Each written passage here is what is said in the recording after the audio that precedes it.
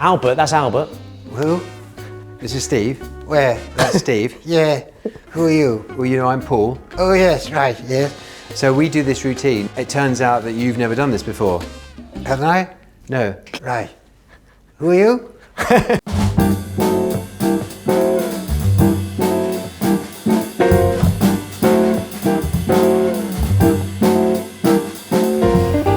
So we're here at the Magic Circle in London.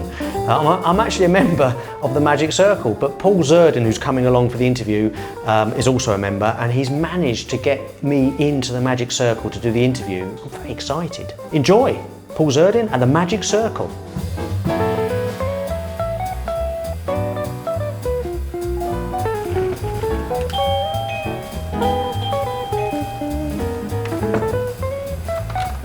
Can I help you, sir? Hey! Paul! How are you? Welcome to my house. Oh, I like what you've done with it. It's lovely, isn't it? Yeah. Come through to my living room. Oh, great. I've got it all set for you. Tea and coffee, packs of cards. And a magic wand. And a magic wand. Paul Zerdin! It's so nice to see you. Lovely to see you. It's been a while. It's been a long while because you've been gallivanting around the world. I've always been a bit of a gallivanter. You are a gallivanter. You're called Paul Zerdin the gallivanter. But we used to gig a little bit together. We certainly weren't similar, but we were similar in the sense that we were kind of special acts. Similar because we were different. We weren't straight stand-ups. No, we were sort of variety based. I'm going to take a picture, look at that. That's the one. Thanks for coming, Paul. Oh, it's a pleasure. Great picture. We did actually talk to a production company and commissioned us about doing a show, didn't we? We did the big stage. Yeah. On Channel 5. Yes. The Individuals, I called it. That's right. Do you remember the Individuals? Yeah. And we met for pre-production with Mark Robson, I think. Yeah, that's right. And nothing happened. But isn't that the story of TV? Yeah. You've been on lots of TV, but you've had lots of TV show ideas and opportunities. Yeah, I've done a lot of pilots. That sounds the pilots. Televisual pilots. Televisual pilots. Yeah. We're in the Magic Circle, and you're a ventriloquist. Yeah. But you started in magic. Yeah. Before ventriloquism. Yes. So I was given a box of tricks for Christmas. Yeah. And then that absolutely blew me away. And before that, I'd been a massive fan of puppets, and I would always had those Pelham puppet marionettes given to me for Christmas presents. So it was encouraged. My parents knew that I was a bit weird and wanted to do something not so normal. And my mum met Betty Davenport, the owner of a magic shop.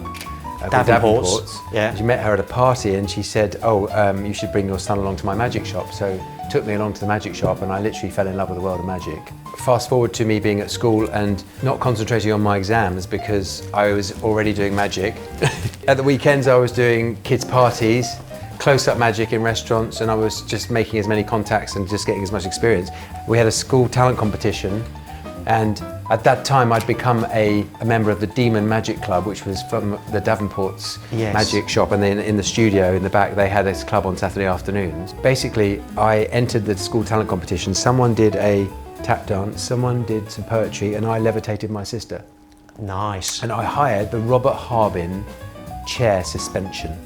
So I literally hypnotised my sister like that. She then falls back rigid. I had one of my mates from the Demon Magic Club hold her feet. I held her shoulders and I literally just put her on the back of a chair like this, grabbed her legs and then let go, and she was there. That's a good shot. Seriously. And people were like that. They would be, wouldn't they? and then there was a hoop, you know, yeah. the hoop pass, all of that. Yeah. And then we picked her back up and then wakey wakey rise and shine, and there she was. And I won it. You won it, of course you won it. And so that was a game changer. Right. Then, from then on, people were like, I was always just a bloke. I was like, oh, that's Zerdin, he just messes around and laughs a lot. And then I remember being at school dinner, I could hear people whispering saying, that's Zerdin, he could do magic. Really? Yeah. And that's superpowers, isn't it? It really is. Yeah. I took 6 months learning this sleight of hand where I can't do it. Oh, go on, that looks fancy. No, it's and we'll get him in. We've got to get this on tape. Oh, that's great. Hang on. I know what you're trying to do. I can't do that. So it's a colour change. Yeah, that's brilliant. They're all the same cards. Yeah. So you were doing it. I was doing a change, and it was the same card. Do you want to do a cheesy? Yeah. Hang on. My hands are really cold. So it's quite difficult. That's very good.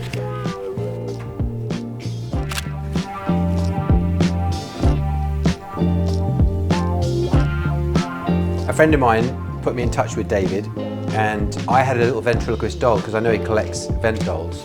So I asked if he'd be interested in the doll, and he wasn't interested in the doll, but he said we'd like to come and see my show. And I'd already seen the show a number of times, but he invited us properly. And I said to him, are you doing any tours of the museum? Because it's a thing he does for friends and family, but he only does them every so often. So it's not open to the public? It's not open to the public, no. Really? He said, I'm doing a tour on Friday. And I said, I'm going home on Friday. And he said, change your plans, it will be worth it. And so I went, okay. It was like a Jedi mind trick. It was like, you'll change your plans. I will change my plans. It's David Copperfield. So I said to Emma, we've got to go to this. And funnily enough, straight after the show, I was planning to get engaged on this trip. And we got engaged straight after we went to David's show, went for dinner, proposed. She said yes. And then the next night we were going to the tour. And as we started the tour, the first thing he did was take hold of her ring, the engagement ring, and vanish it. That's brilliant. And it was like I'd set it up. I had no idea he was going to do that. And then later on, throughout this tour, and it's like an experience. It's a kind of, it's like an immersive theatre tour. The ring came back in a matchbox and then vanished again. And then later on in this little theatre, he then did the Robert Houdin orange tree. And then at the top, the ring appears in the middle of a handkerchief, and these butterflies fly up with the ring, and it's got her ring in it, and it was like, Emma was like that, and I was like, it was the best thing ever. And it was like we set it up. It was just the perfect night. She's going to marry you twice now. That's amazing. It was one of the most incredible experiences of my life. Wow. I can't think of anything that could quite, especially when you're into magic as well. And every time anyone ever says, tell us a story about how you get engaged, David Copperfield gets mentioned. If you're liking these videos, and I'm sure you're liking them, I bet you're loving them, but you can only press the like button. So press the like button, but more importantly, subscribe. That's very good for me. It's free to do. Just press the subscribe button. Thank you very much, and we'll keep producing these lovely videos of comedians and other people.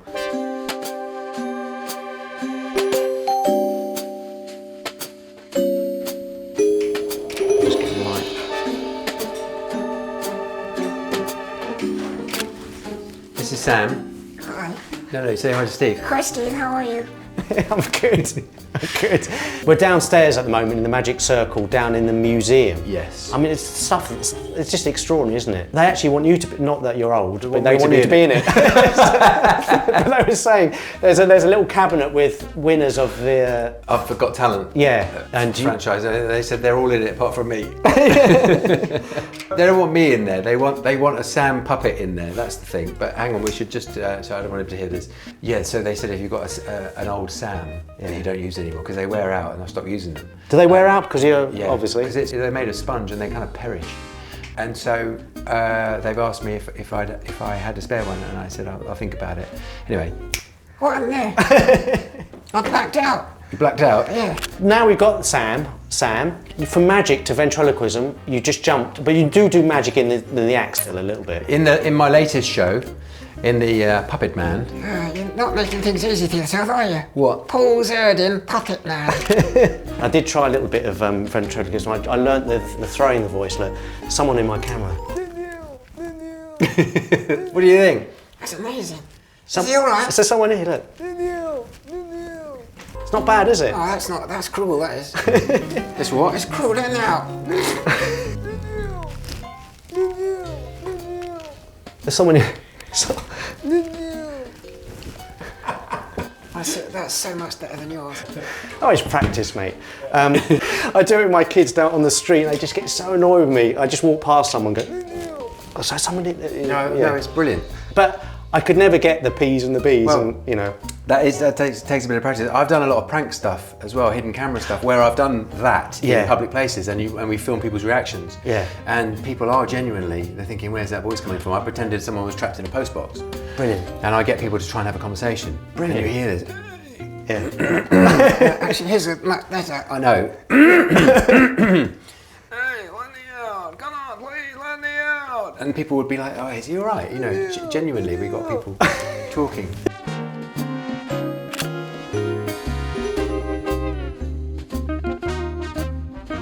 There is the Zigzag Woman, which I remember as a kid watching, thinking this is just blew my mind. Yeah. So you do with Albert. That's Albert. Who? This is Steve. Where? That's Steve. Yeah. That's Steve. Who are you? Well, you know, I'm Paul. Oh, yes, right, yes. So we do this routine, and Albert, That's me. that is you. Yeah. Albert goes into the box and we do magic in the show. Yes. And so it turns out that you've never done this before. Haven't I? No. I have. No, I know you have, but for the sake of the show, you haven't. Oh, right, what show? Our show. Right. Who are you? Paul. So we do this trick with Albert. It's funny. You're a funny man. Not you're funny. You're funny. What's wrong with you? No, it doesn't matter. So Albert goes into the Zigzag Lady box. Yeah. And then basically I split Albert into 3 pieces. I'll show you how it's done. Was that my impression? No, it was an impression of you. Wasn't very good. No. But I'll try an impression of you. Yeah, go on. Yeah, go on then. Well, it's all right. It's me just doing what I love, puppets and magic. Yeah, that's life, isn't it? Isn't it? Is it? I think so. Who is that? Shall I put him down for a minute? Yeah, I was watching your YouTube thing, and I was watching. First of all, watched an old one, Bruce Forsyth. Oh yeah. Was that kind of the start of the mouth for you? That was the first time I'd ever done it on telly. So very quickly, the mouth. You explain because you're the It's the ventriloquist. human ventriloquist dummy. I'd been doing it in my live show for quite a long time, and then they were doing one more series of Brucey's Sunday Night at the Palladium. Yes. Called Tonight at the London Palladium. They said, you can only do a spot on the show if it involves Bruce. Which is great. And I said, yeah, fantastic. I've got this bit that I do. And they went, oh, that'd be brilliant. And they said, can we make a Brucey chin and do a Brucey one? I went, oh, that's brilliant. Me to be your human ventriloquist dummy? If you wouldn't mind. Do you have any idea who you're talking to? I wrote the routine with Martin Beaumont, who Yeah. I've written with for years. We wrote the routine and then I went into rehearsal room with Brucey and he was like, well, I wouldn't say that. I would say this. Do you mind if I change this? And that's my impression of Bruce Forsyth. That's a good impression. Why didn't you become an impressionist? You're a very good impression. That's really good. No, they don't want to see me like that. They want to see me as the underdog. So we rewrote the routine. He Bruceified it, basically. Right. Well, I was just kidding. Do you want me to change it? No, I like sounding like David Beckham. So when I look back at that, it's a moment because it's Bruce Forsyth, a routine with Brucey at the London Palladium. Yeah. And his ashes are underneath the stage. And when you're passing, when you're going sub stage to go stage right, you pass Brucey. Wow. He's in the walls. His ashes. That's lovely, isn't it? And I do panto there every year. Wow. I've done 8 years, and this year is my 9th year. Okay. So I'm contracted for another year, and it's me, Nigel Havers, Julian Clary. Yeah. You enjoy that? Shows. Yeah, and we've had people like Dawn French twice, Jennifer Saunders, Elaine Page, Donny Osmond. Yeah, it's amazing. I mean, it's the best gig ever. Yeah. I mean, Julian Clary, actually, going to the photography side of things, is one of my favourite photos I took is of him and Paul Thorne passing. I went to his house and he signed some prints for me. Yeah. He was a really lovely guy. He's so really funny. Yeah. I spent a lot of time with Julian, and Yes. doing panto with him is, it's like you become a little family. Yeah. Right, go. Hello. Go on, carry on. I can't, that's all I can do. Thank you. What's your name, any idea? Paul Zerdin, America's Got Talent winner. Yay! Tell me about that experience. Well, I was kind of a bit fed up here because I've been trying to develop my own TV show. I'd been on lots of shows as a guest and I'd been able to tour and built up a following. So I was very pleased and kind of happy with that to a point, but I wanted my own show, my own television show. And I'd done various pilots over the years. And so, Oh, it's just so boring. I know, but you've heard this a few times. A few times, Jesus Christ. You're going to sleep for a minute. So I just thought, I felt like I'd got as far as I could. So I couldn't do Britain's Got Talent because I've already done the Royal Variety Show a number of times. So I thought, well, I'll go to America. It's a different place. They don't care. They don't know me, they have no idea, so I can start afresh in a way. And so I entered that competition and then I got through to the finals. And I always just thought it'd be nice to get to the finals just for the exposure because you'd have 5 spots on the show. Right. So you had your opening spot, your audition spot, that was. Then you had your, what they call the judges' cuts. Then you had quarterfinals, semi-finals, finals. And then if you got to the finals, you then got an extra spot with a guest. Okay. So I did a spot with Terry Fator. I like Terry. He's a real ventriloquist. So you won it, and I remember talking to you about it. You win a lot of money, but it's not really. You win some money and you get 3 nights as part of a show in Vegas. Just 3 nights. So I got 3 nights. And then as a result of being seen there, someone from Caesar's Entertainment said, hey, this guy should have his own show. I think you remember saying that you found the audience different and just harder. And I think it's just because Vegas is such a melting pot of people. It's not just Americans, it's people from around the world. So it has to be very, very basic, or really kind of, I don't know, it's got to be obvious, it's got to be really clear. Yeah. So I have to say it was a real luxury going in, because we spend our lives gigging all over the place, travelling everywhere.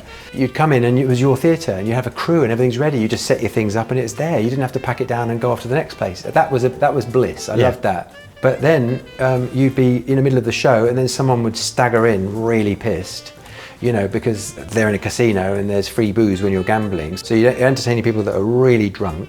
Then you'd entertain people that had been given comps by the casino to see your show but didn't know who you were. Then you had the real sort of staunch, hard fan base of America's Got Talent. And then you had people that had lost their life's savings on blackjack. I shouldn't laugh at that, but I can imagine. And they'd come in and would be drinking just to forget about it, and they were there watching your little puppet show. So you had a real mixture of people. How big was the audience? So the house was 750 people. That's a lot of people. I'm pleased to say that I never looked out once and thought, oh, this is a bit thin. We had good crowds. If you weren't doing what you're doing, which is what you're doing, what would you do? As a kid, I wanted to be a farmer. Oh, really? Yeah. That's I interesting. love animals and used to go to a farm in Devon for Easter holidays, and I used to help with the milking of the cows, herding up the sheep, and I used to want to be a farmer. Ventriloquism on the farm? Yeah. You could do a bit of cow talk. Yeah, sheep. Yeah, I could scare the shit out of a farmer, couldn't I? With sheep. New show. I've actually got a gag about sheep and I can't remember it. I've got a sheepdog, very good at mathematics. He rounds up the sheep to the nearest decimal point. Shepherd's pie is 3.1415. That's great. Is that in your act? Yeah, it used to be. That's brilliant. For me, that kind of keep that. Hang on. Oh, it's the classic. Hang on. I like that. Isn't that the classic magician's pose? Yeah, I can't really do much. I'm not very good at. I used to do certain things. Did you? I used to do a bit of fanning and do the one-handed cut. I remember seeing Paul Daniels. He was doing that, but he was doing the one-hand riffle. Oh yes, so where you cut it in. Which like that. Oh, like I put that there. The juggler. You're so talented. Good job. The floor was. This was the front room at home for probably the first 10 years of my life. Behind you is the Houdini's water torture. Yeah, well, so that's a model of it. Model of it, obviously. Yeah, because he wasn't that small. Yeah. I like that bust. Oh, is that's Houdini? Yeah, and that's the straitjacket. Wow, and look at the locks behind him, the padlocks and all that stuff, handcuffs. Handcuffs. Oh, talking about photography, have you got a favourite photograph? Just one that brings back emotions, or could be of you, or one that's very good.